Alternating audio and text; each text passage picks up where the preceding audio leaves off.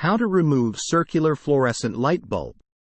Circular fluorescent light bulb burned out, and I'm hoping someone can guide me in the right direction. You can see in the picture below that there are wires connected to a clasp. Removing the wires is the key part that I'm struggling with. I'm able to pop the bulb out, but it's connected by the clasp wires. I was able to open the clasp a little bit by removing a small screw in the hole, then prying it open. However, even when the clasp is open, there are still wires connected to the bulb. I'm completely unfamiliar with this bulb, and it's hard to assess the situation being on the ceiling.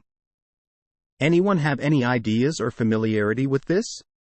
I'm not sure if I'm expected to open the clasp to remove the wires, or if I remove the wires at the point of the connection with the clasp. Thanks for any help. Question from user The Gilbert Arenas Dagger at Stack Exchange. Answer: it's a push-on pin and socket connector.